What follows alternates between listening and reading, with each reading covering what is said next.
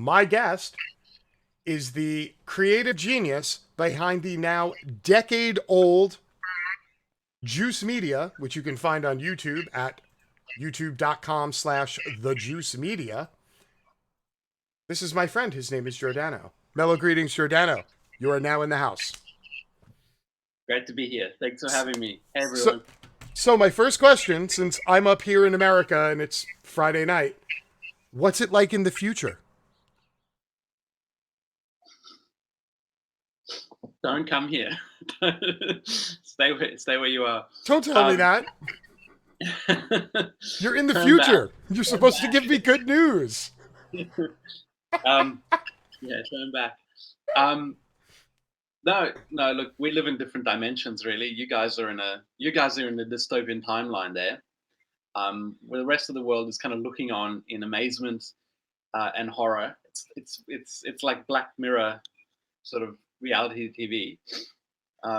So we feel like it's funny because like nothing here seems to be that much fucked up. Whenever we look at the news in the US, it's like, oh yes, I thought things were pretty messed up here, but actually we're kind of like it's pretty chill compared to what's happening there. So the future here is fine, but I'm afraid it's not your future. It's yeah. How are you going there? Like, how are you managing? It's I just don't understand how. I would really like to know how people manage their kind of anxiety and stress levels when you live in the United States. Since well, last couple of centuries, but mainly in the last few years. So, I mean, I would like to think that, and I've known you long enough and I've watched enough of your videos. And by the way, if you could, can you turn the volume down a little bit on your speaker? Because I'm getting the feedback through it. There you go. No, you know what it is? It's like how do I do that? Because I can mute myself. Oh no, Is there a that's setting? right. You probably had like headsets or pods or something, but it's fine. Yeah, because Mac What? has that volume slider. It auto adjusts itself, which is why Macs are such a pain in the rear end. Are you hearing your own voice? Is that the problem? Yes, Okay. I'm hearing it faintly. I'll turn my speakers down a bit. How's Okay, that? yeah, that'll work. Great. Um, so no, so I watched your videos for years. We've talked. Like I understand that y'all have had a lot of the problems that we have had. Like and then we have a lot of viewers from the UK, and we have a lot of people who are in the community or from Scotland and England and Wales and so I normally tell them like what we've done in America is we've taken the capitalism that everybody built and we've just made it the absolute most efficient it could be. Like we can take like the cheeseburger and then break it down into 140 different like parts and processes and then maximize the wealth extraction from every single part and every single ingredient and then slap it back together. So our American cheeseburger is the absolute most profitable and least like a cheeseburger that you can get. And we perfected that shit and now we're scaling it. Now we're exporting it. Like we're trying to get, Boris Johnson to whack the NHS so, all the awesome white countries can have privatized insurance at the same time. So my general assumption has always been that England and the UK are basically on the same dystopian timeline. You're just like 4 or 5 years behind us, but you're catching up Yeah. quick. Like that's the idea that I Yes. got. Yeah. So we're not really in the future then, are we? You're in the future. Whoa! Now you're tripping me out, man. So real quick, just because we have to know, did the toilets really swirl in the other direction? Is that a thing? Do they? uh, Absolutely. Yeah. Totally. They do? That's no, I don't want to confuse people. Oh, Like, we do a show called Honest Government Ads, so I try not to. I try to keep I try not to mix it up because otherwise it gets people don't know when. No, so the answer is I don't think so. No, okay. Ours go I'm gonna keep it clockwise. honest. Sorry, Our I don't know. toilets flush I've never clockwise. noticed. Like for me, it just goes down. I don't know. Does it go in a circle for you guys? What the hell's going on in your toilets? Like, when we press the flush button, it just kind of like it all goes down. I've never. It's like little rapids. It's not. It's not like a vortex or anything. Wow, boy. Wait till You've got y'all amazing toilets. discover. Wait till your vaunted Australian scientists discover this thing called centrifugal force. Yeah. maybe that's what happens here. You just don't have centripetal force. That's That's the it. antipodal kind of effect that we get here. It just Yeah. ceases to exist. Yeah. I'm gonna Um, study this. Like this evening, when I pull the plug out of my son's bath, I'll pay very close attention. I'll report back to you.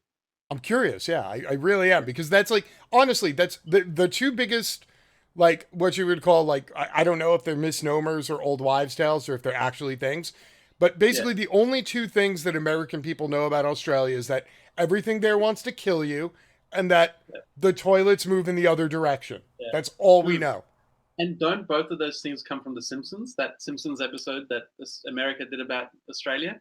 I mean, to You be know that. fair, these are old wives' tales that existed before The Simpsons Well, because, sure, but The Simpsons really made it, like well, brought it yeah, to. You know what? What's funny? I was in high school when that Simpsons episode came out, and we knew about it. We knew that Simpsons episode about Australia was coming a good month in advance, and it was like a cultural event. It was like, wow, America knows that we exist, and they've made an episode of this. This was like, no, honestly, this was like the biggest thing in that year, if not the decade.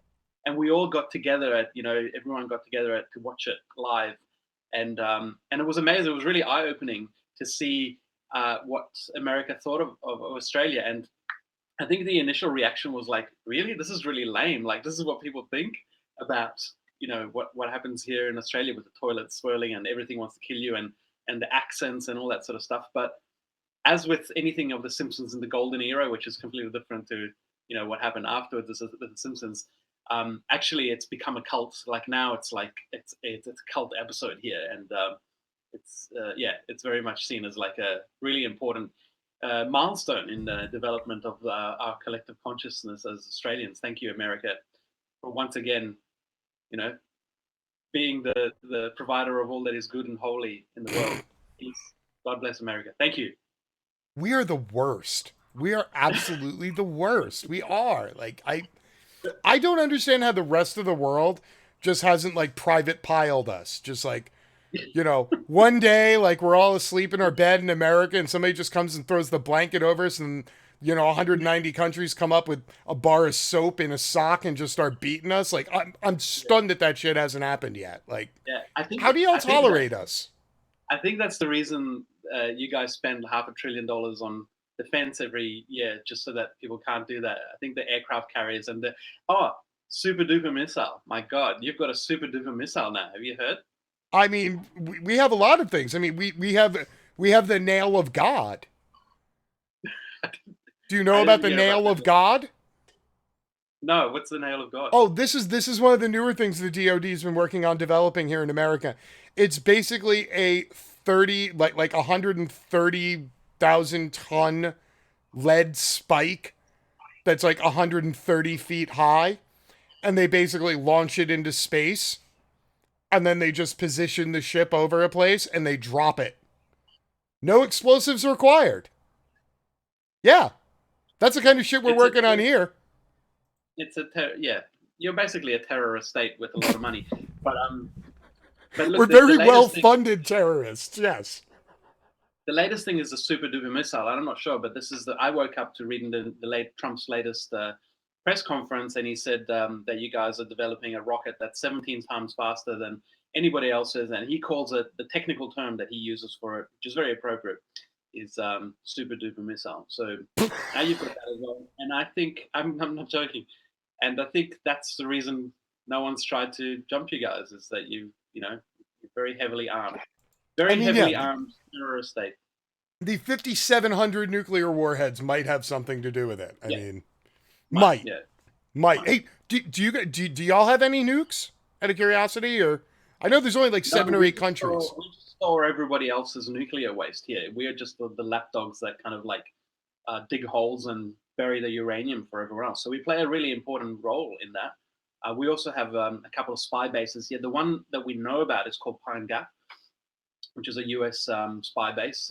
For a long time, nobody knew what it was there for. Even our own politicians weren't really aware of what was going, but they were very happy to just turn a blind eye. It's right in the middle of the continent, and it's used for. Well, now we know what it's used for, but for a long time there was a lot of conjecture. A lot of intercepting communications with what was known as the Echelon project that was unveiled during the Clinton administration, and also, yeah, basically providing geospatial coordinates for drone strikes, in the Indian Ocean area. So we play a role in the shitfuckery. In the American empire, we play a really important role. And we don't really have much of a say about it, because what kind of an empire would it be if we had a say about it? Yeah. I mean, do you not know how empires work? Hello. Yeah. Like, tamp that shit down. Yeah. Hey, quick question here. Okay. You guys use tons of awesome, like what I assume is slang and vernacular that is common to you. Is shit fuckery an actual real expression in Australia? Or did you just go full balls out one day while writing and it just clicked? Well, it is now, but it wasn't. It's entered the vernacular. No, Really? Y'all I don't know. invented that? Well, I don't. I mean, I don't. I haven't looked into the history of it, but I didn't read it anyway. I just kind of came up with it and used it. But it might have been already been used. But I mean, it's not that. I mean, I'm just putting shit and fuckery together. It's not. But the thing is, I think what really kind of sums it up, like when I write these honest government ads, I'm just trying to search for the words to kind of convey my rage and disgust and stuff. And a lot of people ask us, why do you have to swear? And I just don't. I feel like swear words are okay if they are used, you know, yeah, in a kind of like in a connoisseur kind of way. You use them appropriately, just like a bit of spice. It's chili is, you don't want to have a lot of chili, but if you put a bit of chili, it's just it So, just so, so adds you're like Salt Bay, but just with yeah, curses.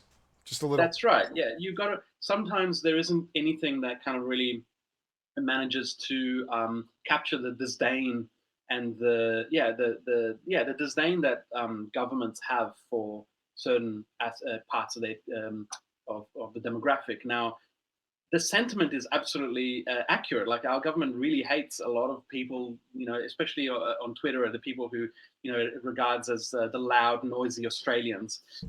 It really hates them. It can't use these words. It can't swear at them and abuse them. So when we do the honest government ads, we use those words to kind of bring out those real emotions from the government, and vice versa.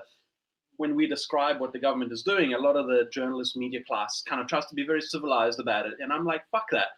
This government is a brutal shithead government, which has harmed a lot of people. It's really harming our planet. We're playing per capita one of the hugest, most damaging roles in fucking up the environment and contributing to the climate emergency. So we need a different vocabulary. We need a vernacular that is appropriate to this shit kind of government, as should be officially called. And shitfuckery just kind of came out. It just kind of like it kind of exuded its own presence that kind of seemed to encapsulate what this government does. And I think people resonated with it, and they went, "Yes, that's exactly what we should call this government's policies." And then it entered the vernacular, and it's amazing. It applies also to the UK and to the US. Like, people really kind of go, "Yep, we've got shitfuckery here too. We've got it here too." In Brazil, in Hungary, we get emails all the time saying this. You could just change the name of the country, and it applies to us as well, which is really interesting because we live in this kind of our current consciousness is very much framed around national identity. And it's, by the way, isn't it funny that there's all this railing against identity politics, but nationalism, national identity, is the most profound manifestation of identity politics, and the people who really push it generally are nationalist governments. Your president, our prime minister, they're all going on about Australian spirit of Australia. It doesn't mean anything. It's just made up shit. It's identity politics, but it's very much creating a collective identity, which supposedly is what the cultural Marxists are doing. Huge contradictions. But anyway, whilst we're living in this kind of national kind of consciousness mind frame, it really helps to kind of show the connections between our experiences. Just because you're in Hungary and the other person is in Brazil doesn't mean they're not having a very similar experience. The experience of shitfuckery, which is the experience of living in our neoliberal, capitalist, heavily industrialized, heavily information light, education light society. So we're trying to just spin a little web of consciousness that helps people to sort of realize, hey, we have the same experience here in Australia. Oh, we have the same experience here in, in India or whatever. So yeah, that's the long-term project. I'm hoping to do more international honest government ads to really show how as someone wrote in the comments, in the YouTube comments, we're all united by the shitfuckery. We are all united by the shitfuckery. Okay, I don't know what's crazier, the fact that you actually coined the term shit fuckery, or the fact that you have a highly successful YouTube channel and that you read the comments. I Oh, love the comments. The comments are great. oh The my comments are great. lord. You are Yeah. cut from a different cloth, aren't you? Oh, look, yeah, well, I don't know. I feel like the comments are a really good barometer of where things are at. It's actually very valuable feedback. Companies pay a lot of money to know what customers think of their of product, and I take it on board. And I've developed a bit of a thick skin because there's a thing about comments. If you can't take, people read comments because they want compliments. They want to hear people saying, "Oh, we love what you do," and that feels good, and it massages your ego, and you go, "Oh, great," and you Validate need me! that. Validate me! Yeah. Yeah, that's right. Well, and that it's funny, but it's kind of true. Like we all need a little bit of validation and encouragement. And of course, you'll read a nice comment and you go, and you kind of get immune to it. You go, oh, I'm really quite good. I'm really quite good at this. And then one little negative comment comes in because our ego is all sort of open and ready to collect all of this love. Our ego, our spirit is open, and then there's someone person comes in and goes, "You're a fucking Marxist, communist, beta cuck, brainwashed moron, libtard, whatever, and you're Soy all boy! wide open to receive stuff, and it hits you right at the heart.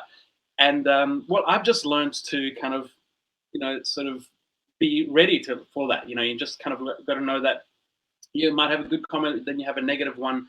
Often the negative ones are easy to dismiss because there's no content there. Usually there's no argument. It's just insults. You Um, suck! yeah, you suck. Yeah, that's right. And it's easy to build a little psychological filter to just go, cool, you suck too. We're even, Wow. Read the kind of thing. comments. It's like very immature kind of response, but it helps. I'm still But I'm no, still the blown comments away are on the great. I'm still blown away by the shit fuckery thing because I've been saying fuckery forever, and I never thought to pay. That's like you're like the guy who came up with the Reese's peanut butter cup. Like everybody knows chocolate's good, everybody knows that peanut butter's good. You enjoy eating both of them frequently, and one day you were just like, "Hey, wow, that's great!" Like, And then I patented that shit. you, Yeah. and then you put it everywhere. So, have you gotten to the point now? Because now I know, like, and again, so we talk. So, like, I've talked to you, but you went a long time, like, unless you were, you paid like really close attention to the old like hip hop news stuff. You're not somebody who comes on screen a lot, like you do, like the end of the year sort of. You do a video and you put it up on the page at the end of the season, but Yeah. so it's not like where I'm on screen like 5 hours a day now doing this shit. Um, Yeah. Wow. so considering that you're not like on screen that much, have you gotten to the point yet where like people recognize you from the couple of times you've come on screen on your videos? Yeah, a couple of times it's happened, but not often. Okay, Most of the great. time, people recognize the T-shirt. I have a lot of these because we printed a lot of samples to try and get the right, everything. So I basically I just wear this now. I haven't bought new clothes for ages because I've got like 20 T-shirts, and people see this, and often people stop me and go, "Oh, Juice Media, Honest Government Ads, I love that." And most of the time I don't say anything. It's like, "Oh, great, yeah, I love them too," kind of thing. But sometimes I'll be like, "Oh, yeah, no, we write those," and then they're like, "Oh, fuck yeah," then we kind of start a conversation. But no, generally people don't recognize me. Okay, Um, trust me, but I that's a kind good of, thing. That's a good thing. yeah, no, I don't. Yeah, it's look. We did a show before this, before the Honest Government Ads called Rap News, where I Yeah. was actually in the videos, wearing all sorts of wigs. I played different characters, and so I was more kind of in front of the camera. But I don't know. I'm really enjoying this project now, and the actors that we have, Ellen and Zoe, they're just such a pleasure to work with. Like they really know. I'm not an actor. I mean, I can if I get in front of the camera, I can do silly things, slapstick kind of stuff. But they can actually impersonate a government spokesperson. They can look and feel really credible, or they can look really mean. They really know how to. They can use their face, and they're actors basically, without trying to explain what the fuck they do. That's it, and I love that. because the ideas that we can, I write stuff and they, Lucy does the voice, and we can really, and this is really the key, when you're doing advertising, is you need to learn how to convey a message very clearly. You want to know what emotion to bring out. Do you want your audience to be empathetic to something, or do you want them to be angry about something, or do you want them to feel insulted or patronized? It's great working with actors who really know how to bring out those emotions, and that's huge credit to them. So I'm happy to sacrifice any sort of claim to personal fame, because ultimately, really, the reason I'm doing this is really important. I don't, we're not doing it for money or for clicks, or for just for so that we can win some award or be kind of feel good about it. It's really, the idea is like, we're in desperate times. Like, there's a lot of shit happening. We've just had kids. I want them to inherit a world that has less shit fuckery in it. And this is like a desperate attempt to actually make a difference. So yeah, that's the reason we do it, really. And if we have fun and it's successful and there's a little bit of sort of personal gratification along the way, that's just a bonus, but not really the reason Yeah, that we you do put it. up you put up a picture I think last week of your wife standing in front of the green screen in front of the microphone doing VO work while holding your infant child. Like that's like the Yeah, ultimate working mother picture during the pandemic. Like that yeah, is like four things rolled up into one. It's like yeah, ding. It was a yeah, perfect picture.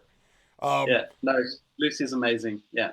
how have you guys been just with the general like the general overall lockdown down there? Are you I guess number one, do you have a national any kind of like from a federal level, from a national government response? Do y'all actually have one? Because we don't. I'm just curious. Do we have a response to the Like pandemic? yeah, has the national government in Australia, have they passed, are people getting checks every month? Is there mortgage or rent forgiveness? Is there, have they put a pause on stuff? Have they made it easy for people to stay inside so that there's no spread? Like, has the Yeah. government been Look, proactive? yeah. I really don't know how to break this to you, James, and all your friends in the US. But yes, our government actually has a plan. Our government actually, and this is really important to remember. Our government isn't a particularly good government. It's not. We're really very much on the same track um, Yeah. as the United States. But even our shitty government here took way more action and responsibility than what's happening in your part of the world. So yes, look. We also have some advantages. To be fair, we're an island nation, so closing the borders is a very effective thing to do here. The same thing with New Zealand. That's an advantage that we have, and our government is very good at closing borders to people coming from outside. We have about 20 years of practice in Of course, yeah. heartless breaching the Geneva Refugee Convention, turning back boats of refugees who were genuinely fleeing persecution, Yeah, often we from conflicts that we've helped we to. wouldn't know anything about that sort of behavior here. We wouldn't. Yeah, Yeah. totally a mystery to me um, what you're saying right Look, now. look, on this point, I actually feel like that we've inspired some of the policies there. I think, we joked about it in when before Trump was elected, but our Prime Minister Tony Abbott, the boat turnbacks policy that we've had here, turning back refugee boats, was hailed and sort of lauded by shitheads like Katie Hopkins in the UK and by politicians in the US. So it very much Australia kind of led the way in this regard and provided a moral justification as well. And that's exactly why people have criticized these policies, is because like, well, we're a country that supposedly supports human rights. In fact, Australia is hosting the human rights panel at the Oh, UN at the moment. Giordano, you Yeah. you you are so adorable. You are absolutely adorable. Here, Well, wait, hold on. America's going to tell you to hold its beer, and then it's going to remind you that we turned away 19 boats of Jewish refugees from Germany yeah. just before they cranked the chambers up to full production. So, just No, totally. saying. Just No, no, no, saying. totally. No. Yeah. No, no, no, totally. No. Yeah, how absurd of me to try and usurp the credit. I Don't guess try I'm to out referring America to us. the Don't. 21st century. You need to Yeah, simmer down with that. Come on, that's put it down. Yeah, yeah. Sorry, I forgot who's the boss here. y'all Sorry. got your Yes, big boy britches on, like you're gonna, dude. We're number one. We're number one. We're yeah. number one. Have you not seen the You were Olympics? there. We're number. Oh, that's right. There are no Olympics. Sorry. Um. Ugh. Anyway, so where were we? I was trying to No, say. I was just curious, like because here, Uh, so the problem yes, is and here that sorry. basically our government has just abdicated all responsibility, is what's happened, and I'm Yeah. curious if yours did that as well, or if it's No, no, just no, us. no. So, despite how shitty our government has been, it acted pretty fast upon the advice of experts. It introduced very quickly introduced a stimulus package, which is nothing compared to the size of yours. But also remember, I mean, ours I think is like 150 billion or something like that. It's a lot of money, but we only have 25 million people here, so that's I'm not sure how it compares, but it's very big, biggest we've ever had, and I think we basically have. that really helped a lot of people, providing basically keeping people in their jobs. A lot of people did miss out, and that it was political decisions. A lot of people in the media entertainment industry, a lot of people at universities were kind of fell through the gaps, like casual workers. So it wasn't perfect, but it was very good compared to what you had. But the other thing that is really important point is that the key difference in what our government and yours has done is listening to experts. And our government is not particularly good at listening to experts, scientists, and that.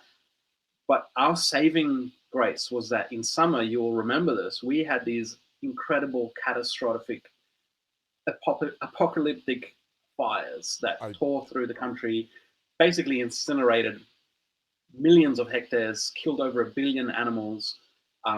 It was a shit show. Like the smoke covered the entire southern hemisphere. It was, I know that it seems like a decade ago and almost like ancient history, but this was only a few months ago. That was a national emergency, which incidentally required, face masks for a lot of people, and those face masks ran out. So when we came out of that emergency, and our government didn't listen to experts. It fucked up. It did all the wrong things. It was very Trumpian in its response to that. Our we prime saw minister the fucking remember videos. why. We saw the Yeah, videos of like Abbott walking around and people like cursing at him and shit, and him just yeah, trying to right, photo exactly. op with survivors. Like we caught all that up Yeah. here. Yeah. So we had the fortune, if you can call it that, of having that experience literally weeks before we had to go into lockdown for COVID-19. So we were very ready as a nation to listen to experts because we're not going to fucking do this again. We're listening to experts, and we also our psyche was really understood that this shit doesn't fuck around. Like nature, our planet is a powerful place. You don't mess around with the shit and then just go, oh no, it'll be fine, kind of thing. We just had a very, very real, tangible lesson in the reality of the living planet that we live in and how it can fuck shit up and how fragile our society Yeah. is, We including don't like care. when the sky was full of smoke here, like we were worried about taking our children outside. It was felt very apocalyptic. So we were ready for that, and our government didn't have any sort of capital, any irresponsibility capital left. It was already at zero. Like there was no love. And so what it did was remarkable for our government is it listened to experts, and thank fuck it did because it closed the borders straight away, introduced measures, took the situation seriously, didn't stuff around about it, yeah, and that made a huge difference. But our next challenge now is when to reopen the economy. That's the next one. You guys are already, you haven't even dealt with it, and already you're talking about reopening the economy. What do you It's mean so fucking. talking? What the fuck are you talking? Dude, there's okay, so I come on here every day. I'm on here about 4 hours a day. And I'd say right about now, around this time, I spend 2 of my 4 hours a day playing video and articles of never mind reopening. We literally have people in places that are closed who are like this. And they're Right. literally going on the news and they're like, yeah, we're going to open our restaurant tomorrow and fuck big government. Y'all come down here. You don't even got to wear shoes. Just come on down, pack this place, show them commie beta cuck soy boy lib turds that you ain't afraid of no goddamn virus. Murica. And like the next day, there'll be like 400 people drinking a fribble at Friendly's, like shoulder to shoulder. And you're just like, oh my God, we're all going to die. Yeah. Because we have that rugged individual shit here, and I know like Australia, y'all have like the rugged outback, and it's a rugged land, and y'all were prisoners and strangers in a strange land, and y'all had to be rugged to adapt and survive and thrive. So, like, Australia is the only place that has the reputation for ruggedness, like America. But I don't think Yeah. y'all have the idiotic, rugged individualism that we have, right? No, no, Okay. not yet, not yet. But look, we have elements of that, but fortunately, it's. I feel like it's at a more healthy level. We do have the sense of like collective, communal kind of like responsibility, and um, when government said, look, we really have to stay indoors to protect, maybe not necessarily protect yourself, but it's to protect others. People really kind of responded to that. They Yeah. really, we That's where kind it of have died that. for us. No, that's right. Yeah. That's And look, once we heard where other people, we were like, yeah, that's not a thing. Like, that was it. where I saw it, like you see it all the time. I mean, it's really there are a lot of things about libertarianism that I think are valuable. Like every ideology, even capitalism, There isn't. has elements that that if pursued honestly and in a what might call a pure way, um, good. But the part of libertarianism that really that shits me is this kind of like idea that this unfettered egotism is a good thing. And there was a podcast that Joe Rogan did with Elon Musk, and recently, not the first one, a more recent one. I think it was Yeah, we saw about it. 10 days. And I just saw a clip of it. I can't remember who shared it, but it was a clip, and Joe Rogan sounded like the genius because he was saying, there's two ways of approaching this. One is everyone for themselves, that just libertarianism, and the other one is you stay indoors not to protect yourself but to protect others. And he asked Elon, and he said, where do you stand? And Elon Musk, he didn't give it wasn't even an attempt to engage that very legitimate question, which is like, well, these are the two options. How do we negotiate? That's the tension, really, that's playing out everywhere. And Elon Musk was just like, well, my opinion is that if you want to go out and you want to go to work, you should be able to do it. Even if it harms you, even if it harms others. That's my opinion. And if you don't agree with it, well, that's my opinion. That's literally what he said. And I was Gee, like, you're supposed to be a fucking genius. Like, honestly, that's a real this is earth unbelievable. shattering. That's real earth shattering fucking wisdom there. Hold on, hold on. Wait, Yeah, let me write the headline. Let me write the headline. Hold on. yeah, Uh, Bougie white entitled billionaire thinks that people should be able to do whatever they want. Details at 11. Did I get that right? yeah, pretty much. Imagine that. It's yeah. I mean, look, if that's an opinion, that's fine. But you listen to people who claim to be intelligent and wise because you want you want an exposition of why that opinion holds true. But there really isn't much there.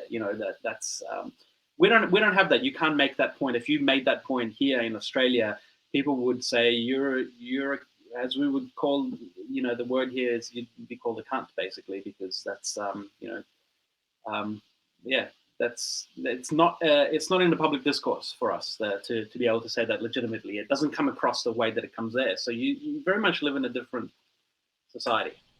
Oh no, totally. We're screwed. Like it's ridiculous. Like there's the lack of concern for other people. Like I want to say that I'm surprised by the ferocity of it, but I'm not because and this was something we covered. Like you have to understand, like especially when you're talking about centralized quote middle class white America, what essentially America refers to as America because the rest of it, fuck them. But these are literally people who have never ever in their life ever been inconvenienced in any way. There is no. Like, no isn't an option to people who, I make six figures a year, I own my house, I own my car. People work for me, I procure services because I don't need to do shit. Like, that's that's like very much like that's the American dream. Like really, like in America, it used to be that the American dream is that you could afford like a house and a car and afford to be able to start a family. And now the American dream is to be able to force as many people as possible to sell you their labor as cheaply as possible. And that's like a whole fucked up mindset. Like that's that where I say that we've taken like capitalism and put the screwdriver in the screw and ratcheted that thing up another half turn. past the point where you're supposed to, that's the kind of crap I'm talking about. Like, we're no longer satisfied with I can own a home and a car. We literally want to own other people. We just can't do it because it's called slavery. And, apparently the rest of the world is ixnay on the slavery stuff. So rather, what we do is we purchase people's labor as cheaply as possible to make ourselves feel superior. That's sort of like the American, like the overall American capitalist attitude. And like, I watch a lot of your videos, and a lot of your videos are very much poo poo against that. But again, like, I get the feeling that that isn't the most prevalent sort of like form of nationalism, where you are, as opposed to like here. That's literally the American dream now. Like, that's not, like, y'all are still hung up on the whole we want to have houses and cars and families, right? Like, you're still at that stage? Like, right? Yeah. Okay. Yeah, that's right. Yeah, we're in the past. Yeah. I'm just making sure. Like, Yeah. again, I'm from America, so what I know about Australia is two Mad Max movies and Zumbo making passion fruit desserts on Netflix. Like, that's it. Yeah. That's which, by the No, way, look, did I you mean, catch the Zumbo after I told you about him? Did you find out who he was? no, I haven't caught that. What was that? Sorry, no, sorry, may help. So like 3 years ago, I talked to Giordano, and I was telling him, like, literally all I know about Australia is that there's this show called Zumbo's Desserts on Netflix, and he makes all these wacky desserts, and everything has passion fruit in it. And apparently, he's like the Gordon Ramsay baker of Australia, and they hype him. And he's like, "Yeah, I have no fucking idea who that is. That's not a thing." And I'm like, "Are you sure? Because Netflix keeps telling us." And he's like, "The king of confectioners in like Australia." And Yeah. Giordano's like, "Yeah, I have no idea who the fuck that is." Like, Yeah. Well, look, partly two reasons. One is I generally don't follow any of the that kind of shit here. We don't have a TV. I haven't watched television for a long time. I barely watch anything, even though it's streamed. I barely watch anything from the mainstream networks, even the public broadcaster, which is probably the best thing. I still don't watch it. I just find it really inane shit. And secondly, a lot of the stuff that they market over there as Australian really hasn't made it here. Like, Steve Irwin, the crocodile hunter, nobody knew who he was here, but in America, he was a superstar. And eventually, Australia is pathetic because once somebody makes it big in the US, then all of a sudden it's like, oh, Steve Irwin or Sia, for example, Sia, one of our great artists who we didn't give a shit about. yeah, Well, I she's mean, I ours didn't. now. Yeah, well, Yeah, she she's made it ours. big there, and then once she made it big there, we gave her an award, an ARIA award, that she couldn't even be coming back to the country to get. It was like, what? Now you care? So we have a tradition of doing that. Same thing with the crocodile hunter, Steve Irwin. So yeah, that's probably another one of those examples. Wow, Capitalism. I don't know. What do you wait, want to call it? wait till I tell you about the Outback Steakhouse. Wait till I tell you about that. You're in for a shocker. Wait till I tell you what we did to your shit up here. Wait. Uh, It's where basically is like it? every other American steakhouse, only they say good day afterwards. Oh, So they need to say "see you later." That's really confusing here. When we first moved to Australia, because I wasn't born here. I was born in Italy, and I came here, in 2002. And yeah, it was very confusing when we first moved here. At the end of every conversation, like someone you've never met before, at the end of that, they'll be like, "See you later." And we're like, "Hang on, we're not planning to come back here. You just sold me a banana or whatever. I'm not coming back here." But yeah, that's just something they say here. So nice. So okay, so let me pivot. So let's talk about the content for a couple of minutes here, real quick. So, honest government ads. You've been doing this now for. Is this pretty much like your third season of them? Is that pretty? You're on like a third. Because I noticed you tend to work in seasons. Not not not not so really. much I like mean, TV. the only reason I came up with the idea of seasons was after we did about 30 episodes or The something like number, that. the number convention, like No. It wasn't even that. It might have been 34 or something like that. We had an election. We had a general election, and I thought, oh well, for a series that's about honest government ads, I thought it'd be fun to end the season on the day of the general election, and from that point, it's a new government. Well, unfortunately, it's the same government, but it's a new parliament. We went from the 45th Parliament of Australia to the 46th. It was a general election, as you call it there. Um, and so I thought, great, this can be season two. So season two will go until our next federal election, which will be in Ah, 2022. So it might be a round number of episodes, or it might not. But I thought it would be more fun to make it per election. So each season will last approximately 3 years, and we've just started our second one. okay. So I seen your last couple of videos. You did you had the Corona, you had the a flatten the curve video, then you had the machine video, which I don't know if you know because you apparently don't come to Twitch a lot, but when I tell you like if you look at your video plays and you're like, hey, wow, like you know this video got like 300,000 plays. That's a lot of people. When I tell you every single left broadcaster on Twitch, uh, they do what's called React Andy. So they basically play a piece of content and then react to it. And most of your left content creators take stuff out of what we call the bread tube sphere. Give them the bread. Yeah. So I didn't know if you knew this or not, but you are literally one of the most popular digital left content creators on the entire platform of Twitch. And literally nobody on Twitch has no idea who the hell you are. Like, they're like, that's the guy? Really? That's the guy? Like, seriously, people like if you knew how many more hundreds of thousands of hits you have, if every like Hassan will play one of your videos and like 20,000 people watch it in one shot. Wow. Like So hang your on, this shit's it kind huge. of blows me away because like, should I be, what should I do? Should I start a Twitch account so that Oh I can? God no. God no. This will consume your life for absolutely zero profitability and no productivity. This is literally the Okay, black hole of the internet. This is where you take your hopes, your dreams, and your energies, and you just throw it into the fucking black hole. That's it. No, don't do it. No matter what you do. Yes, okay, a bondman. This is Giordano. This is the mad scientist behind the juice media and the honest government ads. That's him right there. That's him.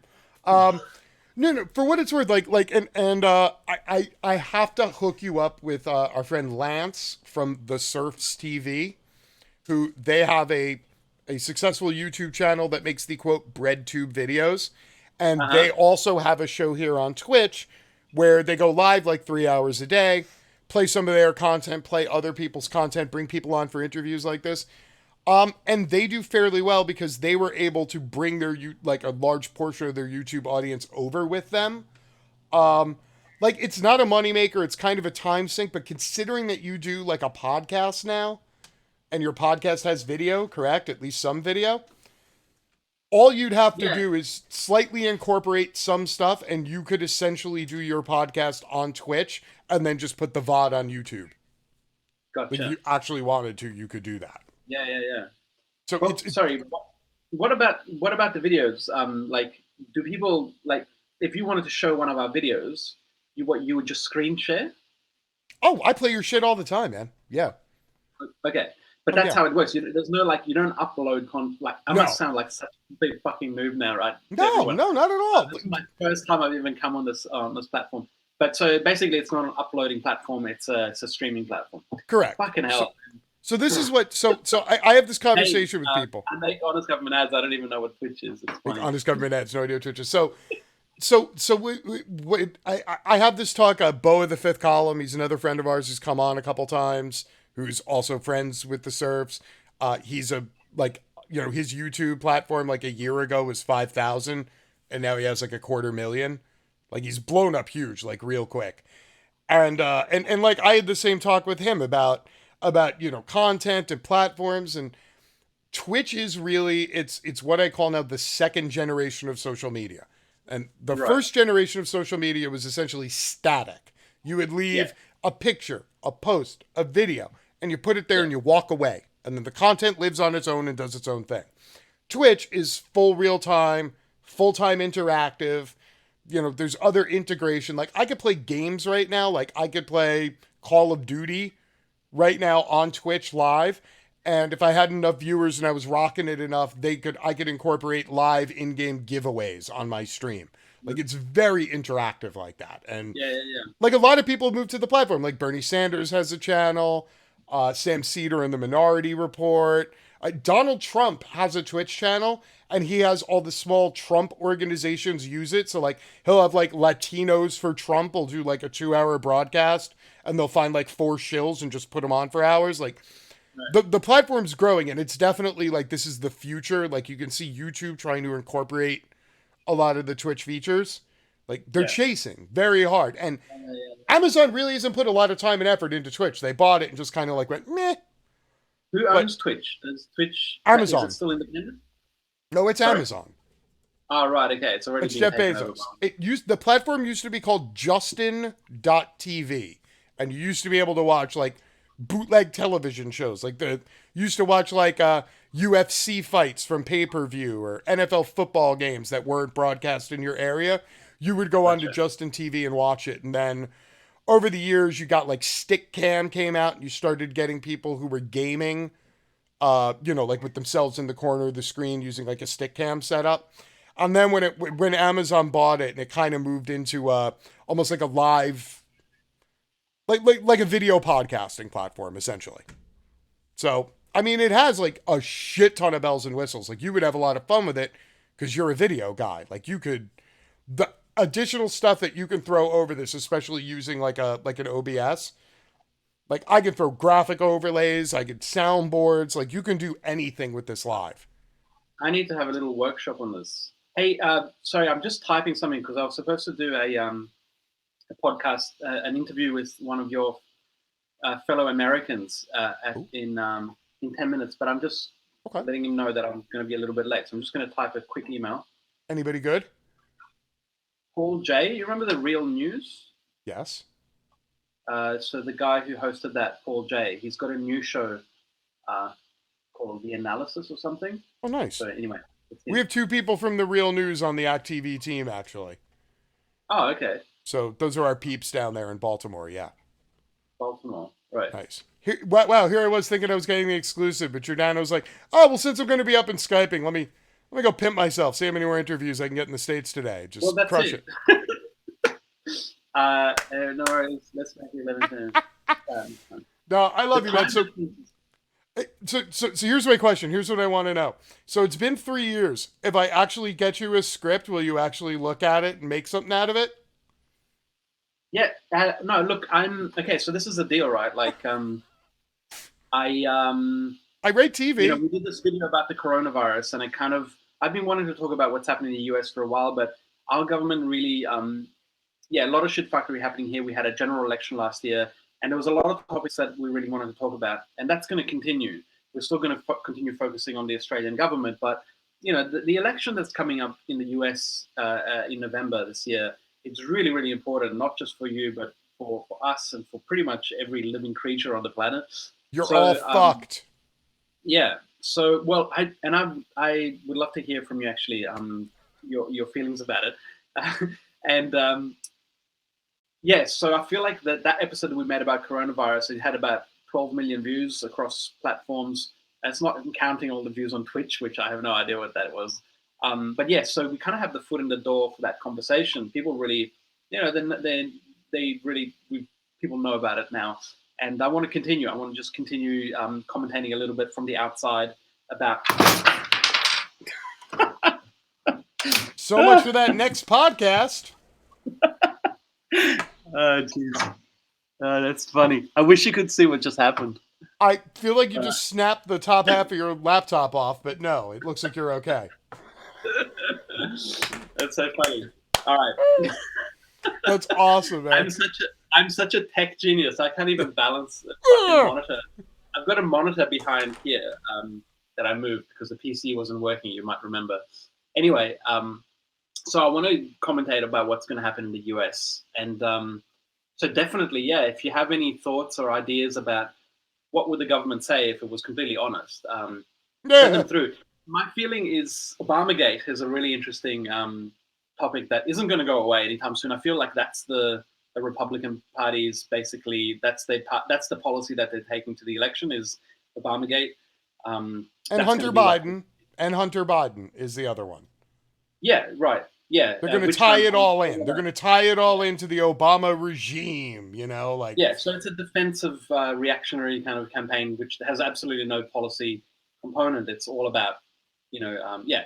But tell me a little bit. Like, I'm curious to know from you what the situation is. That one of the things that I will say is that it's really hard to commentate on the U.S. election now that Joe Biden is going to be the presumptive Democrat nominee, because it's very hard. I mean, it almost feels like a waste of time in the sense that what the automatic knee jerk reaction from anyone who's on the fence or pro Trump or whatever is going to be like, well, what do you want to vote for, Joe Biden? And I'm like, you've got a point there. You've got a point. Like, that is a really good point. It's like, well, yeah. So obviously the objective for many, and it's a good one, is to get Trump out of the White House. But it's very hard to fight that fight when the candidate that you're supposed to be supporting isn't someone who you particularly feel very strongly about.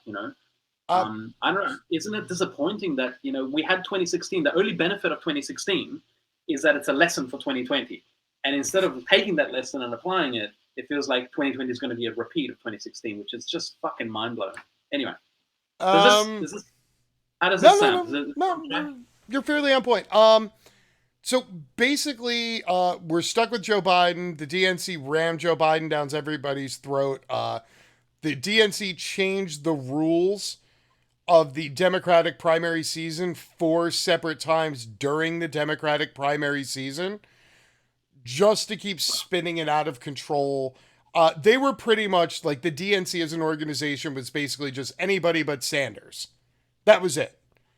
Because if you're a neoliberal, if you're Nancy Pelosi, you're worth $40 million. If you're if you're Claire McCaskill, you're worth $22 million. If you're Dianne Feinstein, you're worth $50 million. And if you have a choice between Joe Biden, who's going to tax you 6%, or Bernie Sanders, who's going to tax you 30%, there's no fucking contest. Like, and they literally just said, we're going to ram Biden down everybody's throat and then spend the next 6 months going, well, if you don't vote for Biden, then you're voting for Trump. And that's it. That's literally how the DNC's rolling. There's a wide swath of the political left here in America in the voting base who are convinced that the leadership of the DNC, who are very much wealthy neoliberal centrists, would actually prefer Trump to Bernie Sanders and would be willing to throw Joe Biden in there and have Biden possibly lose to Trump rather than getting somebody with a progressive tax plan in the White House. Yeah. So that's kind of where we are. So we as the voters are like, literally like, we just watched you make a shit sandwich with the knife and then put the other piece of bread and cut it and hand it to us. And they were just like, eat it, eat it, eat it. And we're sitting here like, I don't want to eat the shit sandwich. That's literally where we are. That's the best 60-second summary I can give you. Lovely. I love that. I feel like that's That's pretty much it. So let's say we agree on that.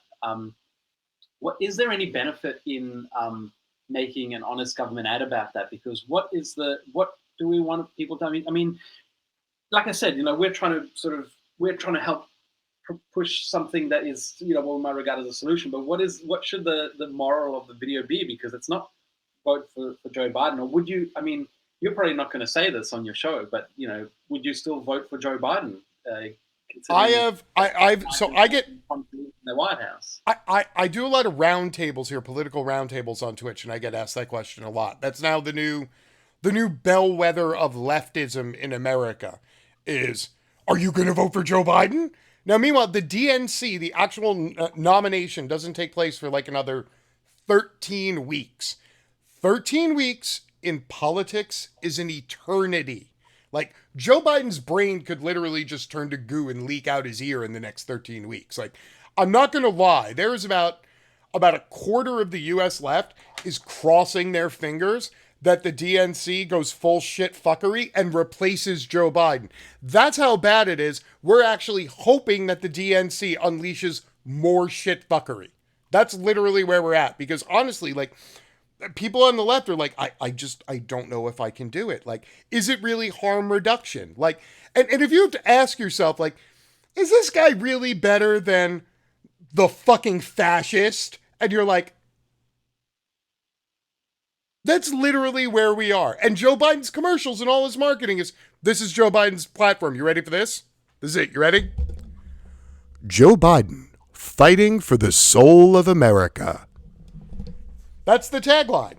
It's kind of like hope and This is, change. Sound familiar? yeah, yeah, yeah. It means Well, nothing.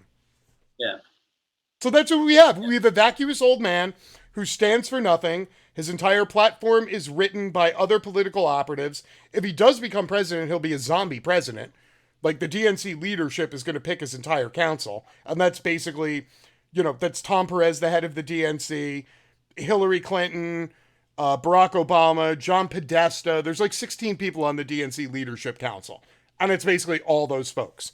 So like it's a valid question people are literally having to ask themselves here, and it's every day. This is going to be the only question you hear every day for the next 6 months: is Joe Biden really harm reduction? And that's the question that a lot of people on the left are stuff asking themselves. And that's as a political ideology in America, liberalism, the left, the Democratic Party, whatever, they're literally paralyzed at this point because they're like, what the fuck are we going to do? Like that's literally, we got left in the lurch. Like the federal government has completely abdicated all responsibility on the COVID response. Nancy Pelosi, the head of the Democrats, just filed a new, like a second COVID stimulus act and made sure to include lobbyists as people who can get aid from the government. That just happened. Our stimulus checks, we've given out one in 3 months. It was for $1,200 max, which in America, the minimum wage is $7.25. $7.25 times 40 hours a week times 4 weeks, $1,160. We literally sent out one check for minimum wage to most of the country. That's where we're at. Our leadership has fully abdicated all responsibility for the election, for COVID, for the imploding economy, for 33 million Americans being out of work, no mortgage relief, no rent relief, nothing. Our federal government is just sitting around counting down the days to the next election. That's all. Giordano's like, oh, I'm using that. That shit's going in a video. I don't need you to write shit now. I'm just going to take this. See? totally. That's how good I'm I always am, people. I never stop. I never stop.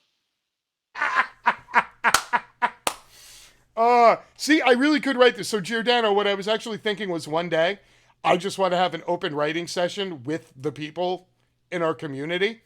And I will literally punch up a script with 50 people helping me and then send Yes. you off a script. And the script Yeah, will well, literally be written and edited by the act.tv community. if you can do that, that would be great. I mean, we've got to do like 5 or 6 videos between now and the election, and I'd Oh, like shit. as many of them as possible to be about the US. Oh, yeah. Yeah. So, and I love collaborating. Like, I love. I've got about at least a dozen conversations going on with people around the world. There's a guy in Hungary, a guy in Brazil. Nice. Some people in the UK, and we've been talking about like sort of feeding in information to help basically put together honest government ad about that country. It's hard because sometimes it happens, sometimes it does. Some of these conversations are sort of stalled along the way, but I love the idea of doing that, and I've collaborated. Like for example, the visit Hawaii video that we made, It's that so was very good. much written by native Hawaiians, and I was there to give a talk at the university a couple of years ago, and I spoke with some aunties, some native Hawaiian elders, who I said, what are the issues that you need to talk about here? And I went home with all these notes and put that together, and I love that. I love that collaborative feel of actually having people from there, because it's hard for an outsider to, when the US is a bit different because we basically live your Yeah, we're like, reality shit show. Yeah, it's in our face all the time. But for a lot of other places, it's very hard to kind of know how to really, how to angle it, how to pitch it. So that local involvement that gives it that authentic kind of feel to it. So yeah, absolutely. If you nice. guys want to get together and put together something, that would be fantastic. I would want that. Like I said, I tripped out on it the first time. Like for what it's worth, dude, I'm running like 40, 50 hours a week of content. Like that's how much content I make a week now. So this is not like 4 years ago, 3, 4 years ago when I talked to you and I was just making memes all day. Like Yeah, now I'm doing long form content. Like, dude, trust me, I got a whole thing on all landlords are parasites that you can spend 15 fucking minutes on. It's an absolute yeah, trip. Like this is in a weird sort of way. I'm building out like ideas while I do this, and I'm starting to take notes. Like, so I'm thinking the same shit you it's are. great. I just got to get Great. to the headspace of for me, the most difficult part about trying to write an honest government ad for America is being an American. I can't even in a fantasy realm wrap my head around what would it sound like if the US government was honestly telling you something. Like I can't Yeah, wrap my head around that because it's like yeah, you might as well ask me to go hunt unicorns. yeah. Like it's the most difficult part of it. Every time I looked at the paper, I was like, so if the US government was honest, what would it... And like 2 days Yeah. later, my wife will walk in the room. She'll be like, "You know you've been sitting there since Friday, right?" And I'm like, "I was paralyzed for like a week. Like I just couldn't do anything." So Yeah. let me recirculate it. I'd love to hook you up. All right, I know you have another interview. So Giordano, can you tell people where to find the Juice Media and all of its tasty content? So the main place where we started out was YouTube. So YouTube, you just go look for the Juice Media, or one word. And then, we opened a page on Facebook, again, the Juice Media. We opened a Twitter page, the Juice Media. We have a website, thejuicemedia.com. We have a Patreon page, which is patreon.com/the Juice Media, which is basically how we fund the whole operation. Um, we have a little bit of merch and a little bit of ads, but that's nothing really. What keeps us making this show full time, and that's basically what we're doing now, is our patrons. So huge shout out to them. And if you love what we do, you can support $1 a month, $10, whatever, And even if you don't, our content's always going to be free. So that's basically it. We've also got an Instagram page now. Like, this is the thing with Twitch. It's like, I was like, I'm going to have a YouTube page. That's it. And then it was like, oh, we've got to go onto Facebook. Oh, but we need Twitter. But now we need Instagram. And it's like you try and like just say, okay, that's enough, because I have to manage all these pages. You got your email, you got your website. It's just like, it starts becoming quite a lot of administrative work.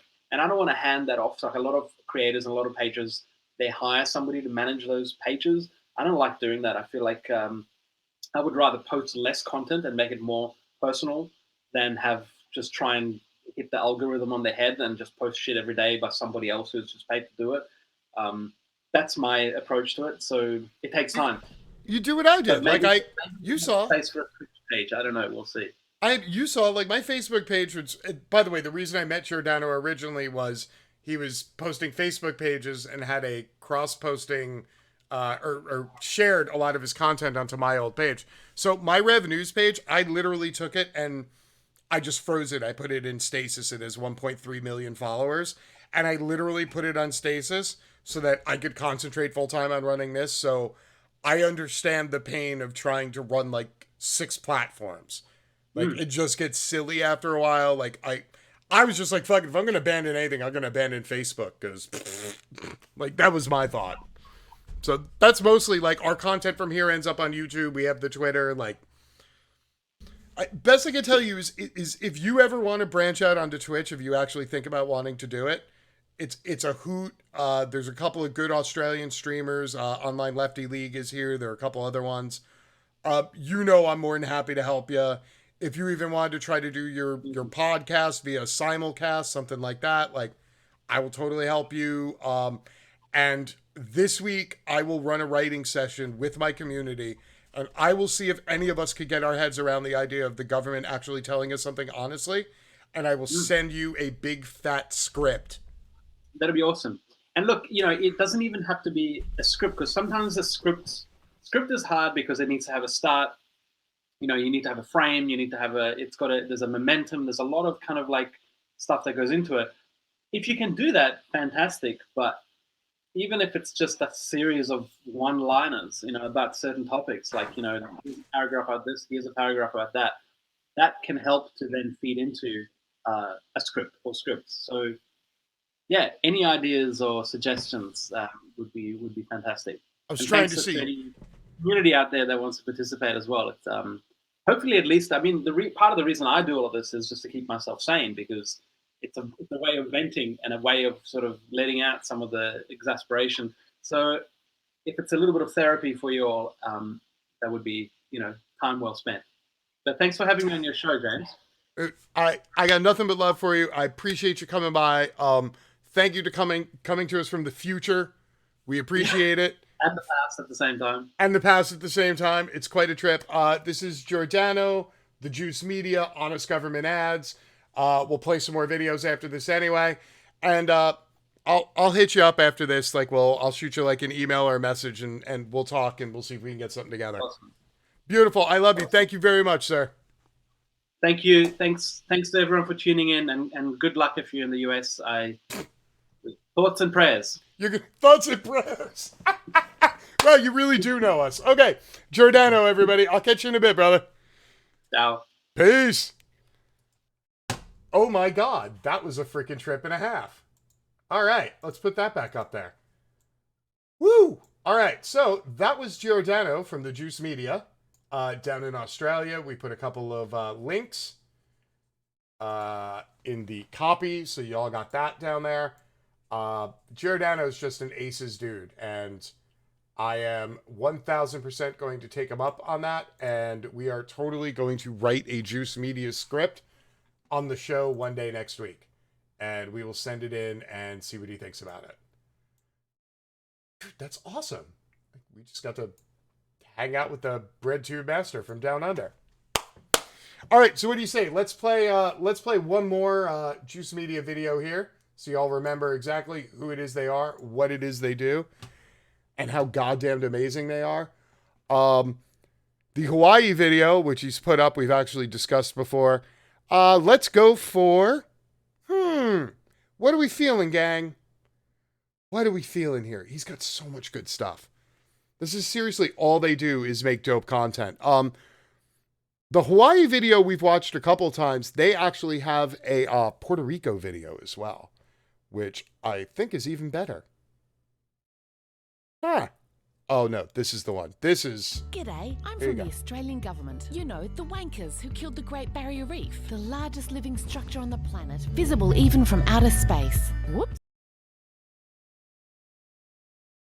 Say goodbye to the Great Barrier Reef and say hello to the Great Australian Bight. One of the few remaining places we haven't completely rooted, the Bight is a pristine sanctuary for shitloads of endangered species, dolphins, whales, and whatever these freaks are. It's also the heart of our fishing industry, which makes it the perfect next choice of greatness to annihilate under our Malga policy. Make Australia less great again. That's why we're about to let a bunch of eco-criminals drill for oil in the Bight. Yup, right in the middle of those sanctuaries. Is it a good deal? Sure, for these cunts who'll walk away with billions in profits while paying bugger all taxes, which means the economic benefit for you is approximately zero. Will it create jobs? Stacks. In the booming post-apocalyptic dead planet tourism industry, which we're helping to bring about. Is it safe? Of course not. Remember that time that oil rig blew up, causing the biggest ecological fail ever? That was in calm waters and close to rescue services. And this is the Bight. An ocean so pissed off and remote, our chances of containing a spill here are approximately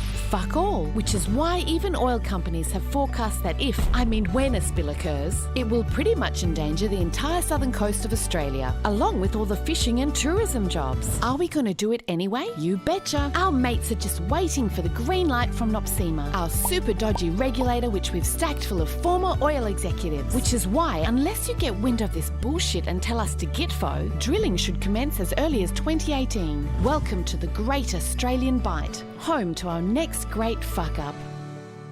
Authorised by the Department for Making Australia Less Great Again.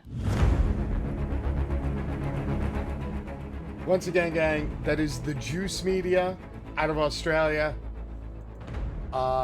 They do amazing work.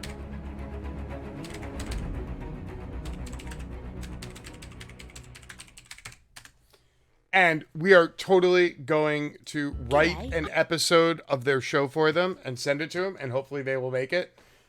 Giordano is an aces guy. They make phenomenal content. Hot damn, I can't believe I got to talk to him. That was absolutely amazing. We were going to clip and ship the shit out of that one.